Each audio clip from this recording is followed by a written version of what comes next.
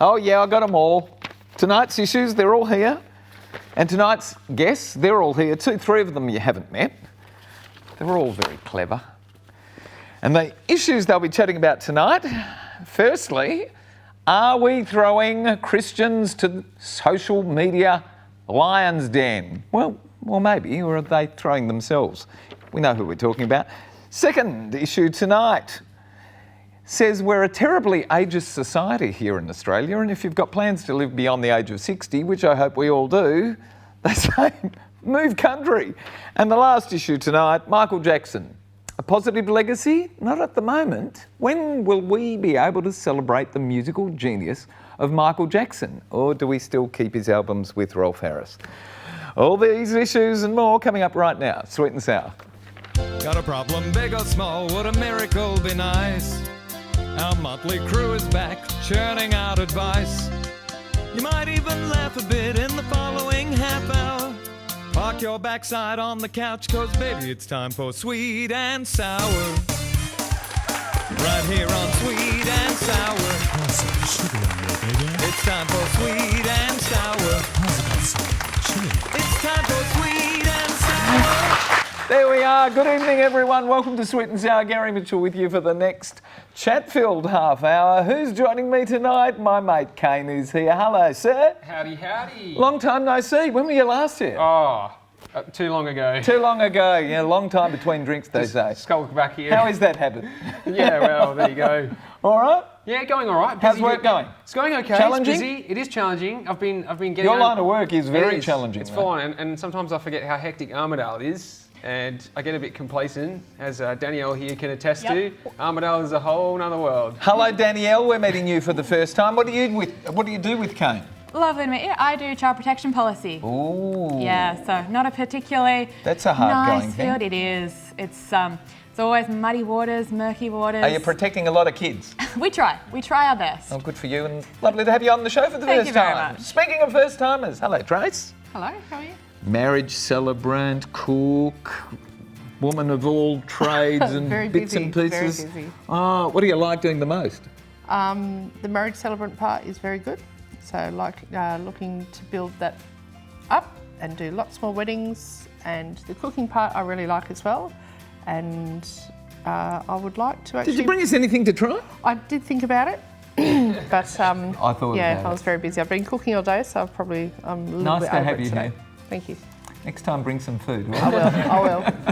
Corrin, nice to have you here, sir. How's it going? Oh, always good, sir. Now, your professional background is? A veterinarian. Wow. Or servant of dog, as I like to call it. Servant of dog.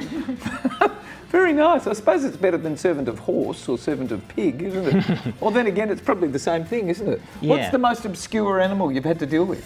I've ultrasounded a fish before. You can just put the probe in the tank and point it at the fish.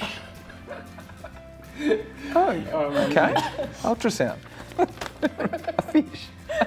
Okay. I watched a fishing program yesterday and it was live bait. And I just thought, that's what a cruel thing to do. Live bait through the eyes, and they were fishing for kingfish. And then I thought, I used to have goldfish, and these things are bigger than gold. Anyway, welcome, Corrin. Thank you. First letter tonight, entitled Unchristian Lobby, Dear Sweet and Sour. I'm a Christian. Don't you always worry when somebody says that? You know, I'm a Christian. And I'm a little offended, to be totally frank. The Christian lobby raises $1 million for Israel Folau's legal fees on the first day of fundraising. It got to $2 million before they cut it off, I think.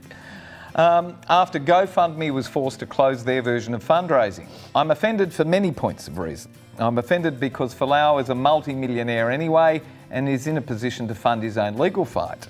Offended because Folau was dismissed by Rugby Australia for a bigoted tirade against gays and the LGBTI community, against the rugby code, and thinks he has the right to do this. Offended because the Christian lobby dares to support such an unchristian position, and offended because so many... Geez, there's a lot of indignation in this, isn't there?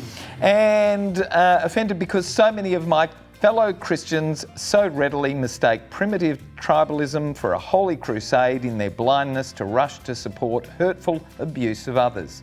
Panellists, is this display Is this display where all Christianity finds itself in Australia? Even Pope Francis has urged Christians to open their hearts and not condemn homosexuals or others.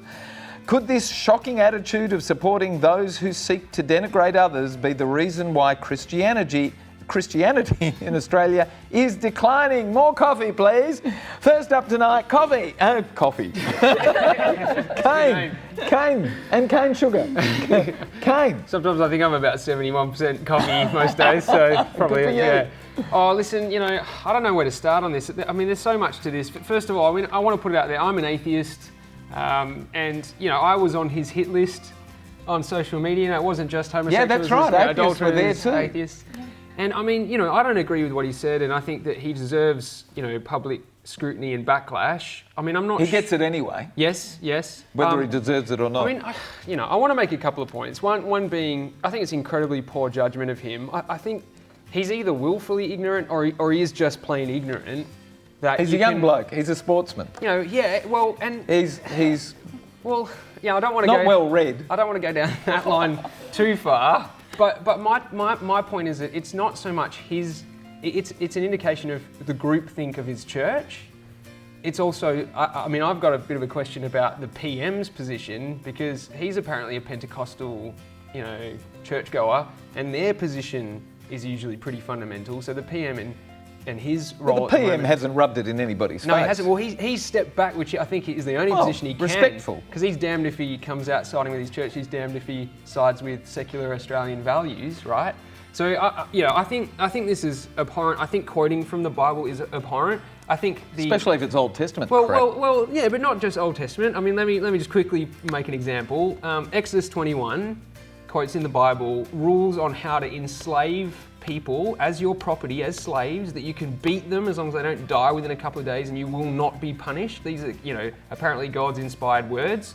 People have wriggled their way out of that by saying, oh, but then Jesus came and it's all good. No, it wasn't all good. Jesus never, there's no direct quote from Jesus addressing slavery. The only quote in the Bible about slavery is under Paul, who said, slaves, you must obey your masters, even the cruel ones. So it's untenable to quote from the Bible and say this is okay because it's in the Bible. No, there's a lot of stuff that you can't do now. It would be against common law to do that. Is he? I don't think he agrees with you, mate. Yeah, sorry. That's the point I want to make. Come on, Danny. Well, I think there is a lot in this letter. I think the first part is the finding of a battle between employment law and freedoms of religion and freedoms of speech, and that's one battle. But to speak about the Christianity side, as Kane was pointing out, I am a Christian, and although I disagree with what Folau said and how he said it, I think if we're going to make a decision about what rights people have to say things, we have to not do it based on people we agree with. We actually have to do it based on the rights of people we vehemently disagree with. And I disagree with Folau on this, but I don't think that changes my position on whether he can say it and what the punishment or what the consequences of that will be. It's interesting, isn't it?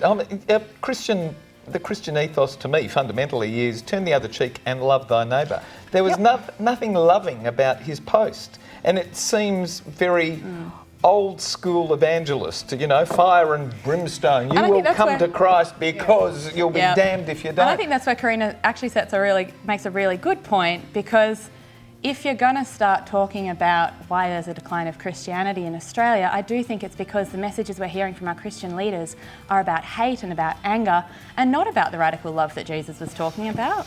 Good for you. All right. Trace, how'd you take it? Well, I don't agree with what he said. I certainly believe he deserved to be sacked from the rugby league. He was bound by a code of conduct. He breached that code of conduct. That was part of his employment. If any of us had breached our code of conduct with our employment or with our employers, we would be punished and be held accountable for what we've done. He doesn't get it, that's all. No, well, didn't get it. Yeah, well, he should be responsible and suffer the repercussions. He's going to learn. Yeah. But with $2 million being thrown at him, he's not going to learn. But that's just encouraging quickly. It's encouraging. Yeah, encouraging his bad behaviour, and other people will follow other people's bad behaviour because they can get away with it. It normalises it, doesn't it? Yeah, it makes it okay, and social media makes it okay for people to do bad behaviour and not be suffer any consequences from it. Well, I think there's a couple of things going on here, and this is a very interesting letter, and I'd just like to quickly touch on a couple of points. Firstly, I think his comments were absolutely abhorrent, and they should not be accepted by our society at all. I also think it's really unsurprising that the Christian lobby, emphasis on the word lobby here, is taking this position, because they don't exist to promote Christian values, they exist as a lobby group, and a lobby group exists to maintain structures of power. And you don't maintain structures of power through acceptance and love, you maintain them through creating fear and distrust and hate. But that's not really, I think, the only thing that's going on here. I'd also like to highlight a lot of the language that's being used here around things like he thinks he has the right to do this, bad behaviour, treating him like he's an ignorant little child. Now, whilst I in no way want to try and defend the comments he made, because I find them absolutely abhorrent, I want people to think a little bit why we're coming down so hard on this particular person when this sort of thing is absolutely rife in sporting and in public life in general. We just recently had this ridiculous postal survey about same-sex marriage where everyone in the country was saying things like this and no one cared. And I really want to think Corrin, go on. why Israel Folau, this person that's born of Tongan parents, that's not a white, high-earning, empowered person, he's got all this money, but he's not the sort of person we see that should. And that's why society has come down. We asked you at home to answer this question for us. Is the Christian lobby acting appropriately to raise funds for Israel Folau's legal challenge to his dismissal by Rugby Australia? And you answered accordingly, with 35% saying yes and 65% of people saying no. When we come back, more chat with Sweet and Sour. Don't go away.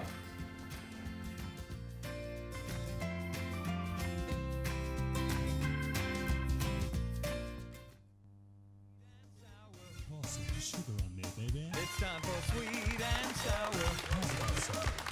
It's time for sweet and sour. Welcome back to Sweet and Sour. Now, if you'd like to send us a letter and have it discussed by our panellists, send it to one of these social media contact points that's appearing on your screen right now. There's 5 of them there, so you've got no excuse. You can get them through Instagram, Snapchat, Twitter, Facebook, and our website as well. And for everyone that does send in a letter and we do discuss here on Sweet and Sour, we're going to send you to the movies, courtesy of our very favourite lady, Natalie Cameron. And this week, we're not sending you to any particular movie, we're sending you to the Palace Cinemas, so you can make your own decision and simply enjoy what you choose. Here we go. Hey, Mitch and panellists. Don't have any plans to age to 60 and beyond, because if you do, prepared to be abandoned. Why are we such an ageist society? We have laws in place to prevent age discrimination in this country, but who polices that? Who even recognises it? The last federal election seemed to be the young versus older people. All I heard about was justification for taking away from the older, seemingly established people and giving to the younger, entitled millennials. It was completely ageist, yet no one called it out for what it is: ageist, ageist, ageist. And don't try and get employment over the age of 50. Despite having more knowledge, experience, acumen and acquired skill, no one will consider you. Have a look at the age pension. It doesn't keep up with the inflation rate, yet politicians get huge increases, outstripping inflation every year. When did we become so inclined to dismiss older people and discount the value of the older skill set? So panellists, why are you each so ageist? And if you're not, prove it. Ooh. And it comes to us from Mick of Port Adelaide in South Australia. Corrin, why are you so ageist? And if you're not, prove it. Well, I'm going to try and prove it by trying to explain that I don't think ageism is the issue here. I think that's something that's been created. And I think Mick points out a very important point here. At the last federal election, it was young versus old. And there's very good reasons why the political system would want to create a situation that pits one group against another in a fashion that they think they can maintain their power. I don't think that there is really an issue with ageism here at all. I think so. I think it's terrible that the age pension is so poor, and that aged care facilities and the health system in this country for ageing people is so poor.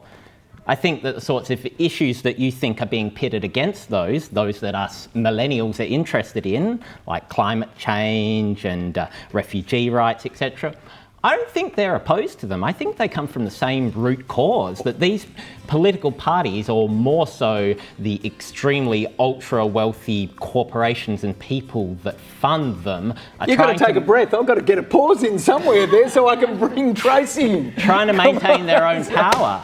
It's not us against you. It's being completely obfuscated. Come on, Trace. I think... Yeah, long sentences, Corrin. I think Mick has a problem with possibly turning 60 and possibly being put in a position where he has to retire and maybe needs a little bit of work. And I do agree that it's hard to get work when you're over 50.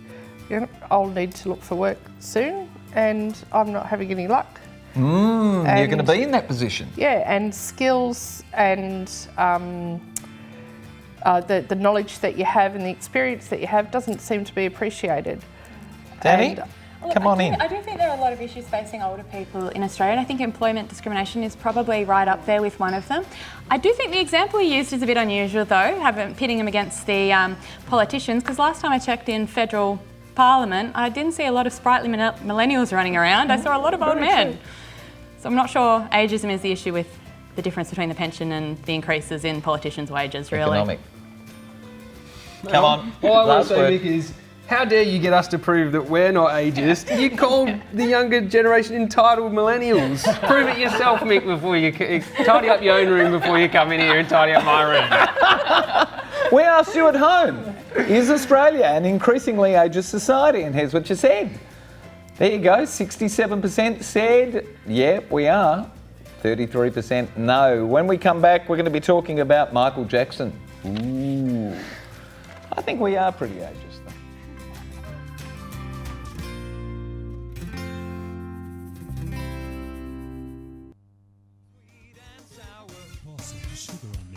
It's time for sweet and sour. It's time for sweet and sour. Welcome back to Sweet and Sour. We're still talking last letter, and here we go, dear Sweet and Sour. Well, it's been 10 years since the world lost the musical genius of Michael Jackson.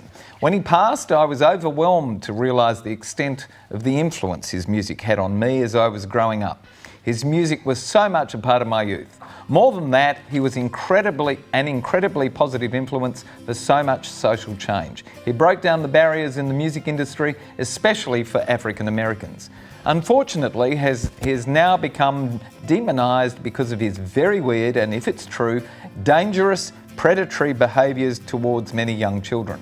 I can't condone that behaviour, obviously, but similarly, I don't lay blame exclusively at his feet. There are the parents of these kids who became willing accomplices because of the lure of fame and celebrity, and there's our Western society in general, which still in many ways enables the rich to do as they please.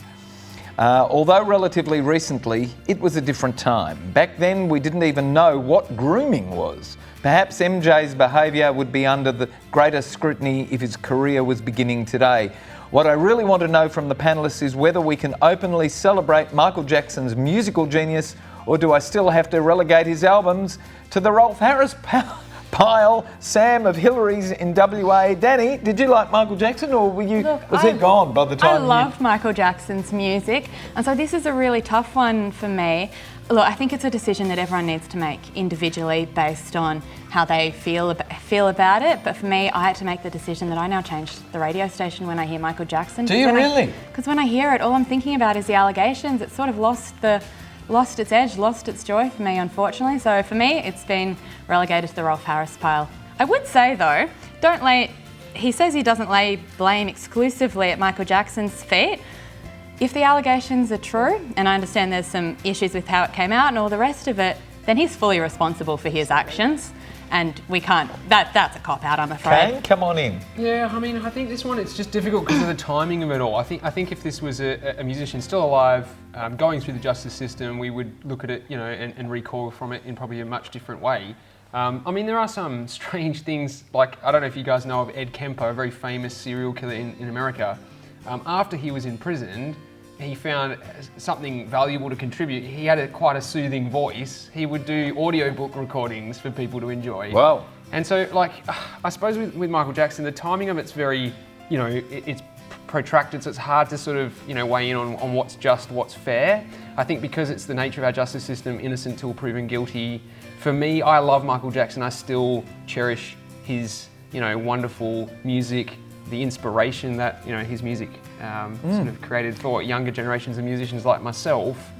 Had he still been alive and we could maybe punish him and it's gone through the justice system by not playing his music, yeah, I probably would. We asked you at home this question, 10 years after his death, in the face of many child molestation accusations, can Michael Jackson be celebrated as a musical genius?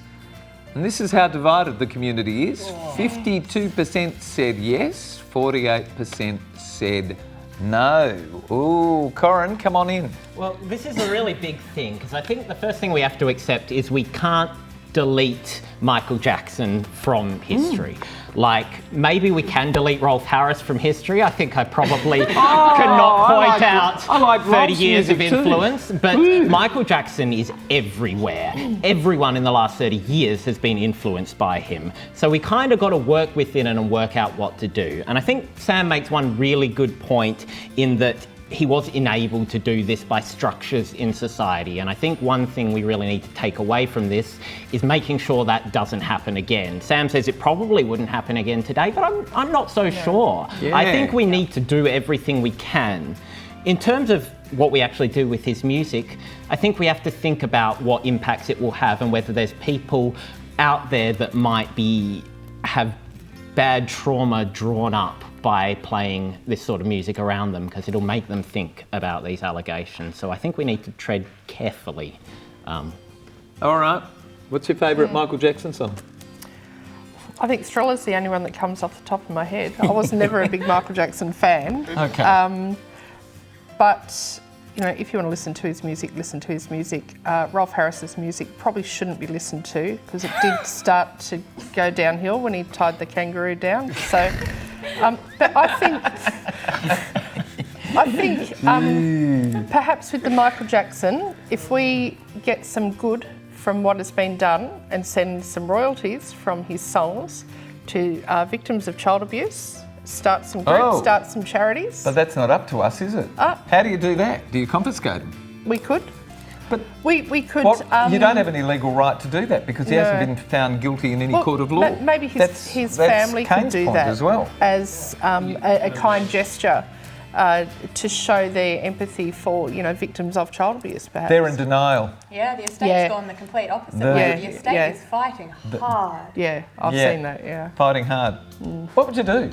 What would you do to balance things up? Is there anything you can do once I think once the media's got a hand on it, it's muddied up the waters, the timeline of it, it's just too hard to serve justice the way we would want to in this way. So I don't know if there is a right way to go about it. It's just picking the least bad option to move forward. Do you know? Not a single right answer for every situation. No, agreed. The one positive out of this is that it does draw attention to what people were able to do when they were in positions of influence, and we have ramped up the scrutiny of these people now. And look, in time he will be completely relegated to the Rolf Harris pile because, you know, Rolf Harris was like years ago.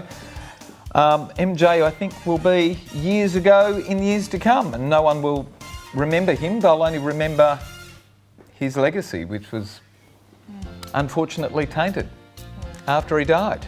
And during his life, but he's managed to avoid everything. We've got to go because we're getting the wind up now. Kane, nice to see you, sir. Nice to see you too. Thanks for having me back. Don't make it so long next time, all right? I'll try not to. All right, mate. My hair will be on the floor next time.